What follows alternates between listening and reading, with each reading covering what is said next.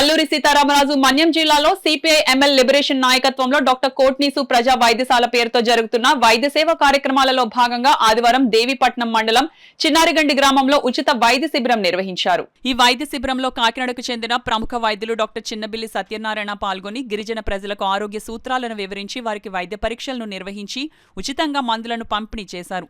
అలాగే మన్యంలో గిరిజనులకు బిస్కెట్స్, పాత బట్టలు, చెప్పులు, ప్లాస్టిక్, స్టీల్ సామాన్లు అందజేశారు. ఈ సందర్భంగా డాక్టర్ చిన్నబిల్లి మాట్లాడుతూ కేంద్ర రాష్ట్ర ప్రభుత్వాలు ఉపాధి హామీ చట్టానికి కేటాయిస్తున్న నిధులు ఏ మూలకు చాలడం లేదని ఆవేదన వ్యక్తం చేశారు. ఈ కార్యక్రమంలో సిపిఐ ఎంఎల్ లిబరేషన్ కాకినాడ జిల్లా కార్యదర్శి ఏగుపాటి అర్జునరావు, జన సాంస్కృతిక మండలి జిల్లా అధ్యక్షులు సోమిశెట్టి ప్రసాదరావు, కార్యదర్శి పల్లా శ్రీను, గిరిజన హక్కుల సాధనా సంఘం రాష్ట్ర కన్వీనర్ బచ్చల విప్లవ్ కుమార్, భీమ్ ఆటో యూనియన్ అధ్యక్షులు సిహెచ్ రాంబాబు, జన సాంస్కృతిక మండలి సభ్యులు శామ్యూల్, రాజు, సింహాచలం, విలియం షేక్స్పియర్లు పాల్గొన్నారు. పెరుగుతున్న డిమాండ్, కనీస వేతనాలు దృష్టిలో పెట్టుకుంటే సంవత్సరానికి సుమారు 2 లక్షల కోట్లు అవసరం.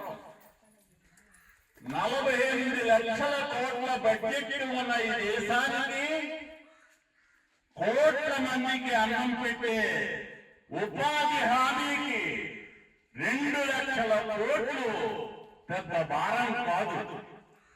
అదేవిధంగా 3 లక్షల కోట్లకు చేరుకుంటున్న రాష్ట్ర బడ్జెట్లో కనీసం 10% నిధులు కూడా రాష్ట్ర ప్రభుత్వం కేటాయించడం లేదు.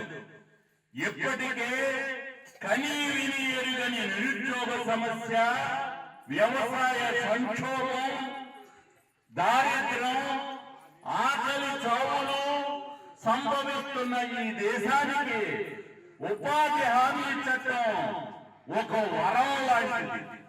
కనుక దశాబ్దాలుగా పోరాడి సాధించుకున్న ఈ చట్టాన్ని అదే స్ఫూర్తితో అమలు జరిగేలా పోరాడాలి.